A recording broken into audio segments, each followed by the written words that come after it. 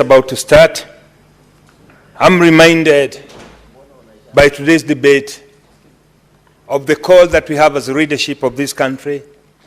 And I would want, Mr. Speaker, sir, to start by thanking two people. One, Mr. Speaker, sir, I want to start by thanking one, Raila Odinga. His ability over the years to bend backwards, to put this country forward, Mr. Speaker, has been a challenge to many of us. It is known, Mr. Speaker, and it is on record. I am one of those who many years have always opposed the leadership of Raila Odinga. But, Mr. Speaker, sir, having said that, I want to put the record straight. It is not because I have any justifiable reason. It is because, Mr. Speaker, sir, I've always been persuaded to think along ethnic and regional bloc, Mr. Speaker. But time has come to realize that this country is greater than any one of us, Mr. Speaker. The second person, Mr. Speaker, I want to thank is His Excellency, the President William Samoei Ruto. It is indeed, Mr. Speaker, a great act of statesmanship to take somebody, propose somebody who you've competed with for the presidency and say, I propose the name because I think he's qualified and deserves it. Mr. Speaker, sir, as I'm standing here, I look at the photos and the people sitting on the gallery. Young people who are looking upon us for leadership to unify this country so that we can live a country united for them. Mr. Speaker, sir, the whole world is moving to become a global village. It is not lost to us, Mr. Speaker, that the strength and the strategic geographical position of this country will highly benefit if we have regional integration in the Greater Lakes region and indeed in the whole of Africa. Mr. Speaker, many a times has the President, His Excellency President Ruto said, it is time that Africans started taking their own matters in their own hands, and that must start by making a unified monetary unit where we can allow ourselves to trade without having to rely on foreign currencies like the dollar. Mr. Speaker, sir, it is the high time that we look at a statesman, somebody who is able to move this country, this continent forward, somebody who is prepared to sacrifice, and we know this person is embodied in the person of one Raila Odinga. And I want to agree with people.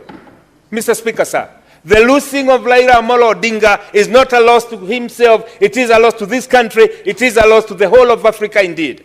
Mr. Speaker, history will judge us unfairly, as some of us have withdrawn to sectionalism, some of us have withdrawn to tribal cocoons and trying to champion their tribe's beliefs without telling the world the truth. There is no one tribe that can survive on their own. Mr. Speaker, sir, many have touted Usuguze Mulima. What is most unfortunate is that the Mulima, in its homogeneity, in the product that they produce, in the coffee, milk, and tea, we are not able to consume that. Our potential lies in the regional integration, not only the Mulima region, the whole of Kenya, but even extending this to beyond Africa. Mr. Speaker, sir, this is why I'm standing here as a proud Kenyan, to say that yes, Kenyans have realized that we have a potential as a country when we integrate everybody into the leadership of this nation.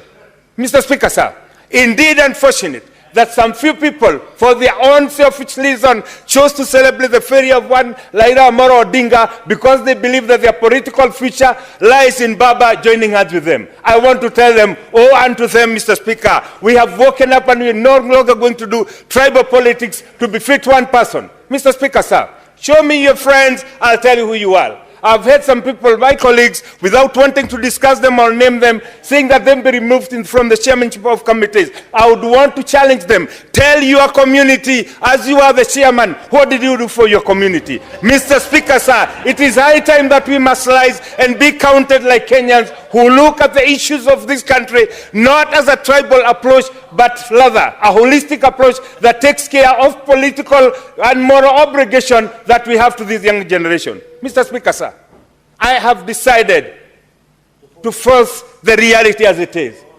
Somebody has said the survival of the Mulima depends on one person. I want to collect that assertion. The survival of Mulima depends on our ability to integrate with every person in this country, regardless of where they've been. That is the true position, and that is what we must tell everybody. Correct.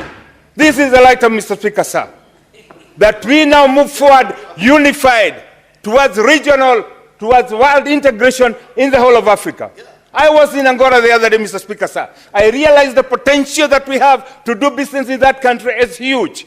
It cannot be, and it is not acceptable. At this time when everybody is moving towards making regional blocs, towards moving people together like the EU, like the United States, somebody is telling us, usichiguze mlima. Mr. Speaker, sir, that is not only outdated, it is retrogressive, and it must be condemned in the highest and the hardest political terms as possible. Tomorrow belongs to a future generation, and we have a political and moral obligation to ensure that we bring Kenya together, because Kenya cannot stand in and divided into tribal cocoons. Mr. Speaker, sir, I also want to thank those who stood with Raila Amolo Odinga. Not because he's a Luo, not because he's a Kenyan, because he's a statesman who has the political experience and exposure to see things in a broader perspective. It might please my people, Mr. Speaker, sir, to say oppose Raila. But then I'll have a political responsibility, and history will judge me so harshly that I did not make the right decision. And as has been said here before, Mr. Speaker, a win for any Kenyan is a win for every Kenyan. We must now rise beyond petty tribal politics and say the problems that we face in this country are not tribal problems. They are problems that we can only solve as a unified country. As I wind up, Mr. Speaker, to give my colleagues an opportunity, I would want to take this opportunity to apologize to the Ma community. I had my governor made very retrogressive comments about them not wearing suluaris. Mr. Speaker, I heard him say, it is not what you do, it is who you follow. I want to put the record straight. It is what you do in terms of development. If you bring development to us, if you bring meaningful change to us, then we'll stand with you. It is the high time that we say this country is greater than any one of us, and we say united we stand in this country. We must fight for African integration, we must fight for globalization, and we make sure that Kenya is an integral part of that, not being put in ethnic balkanization, because that is outdated politics. Mr. Speaker, sir, I support. Thank you. Next is Senator Onyonka Richard.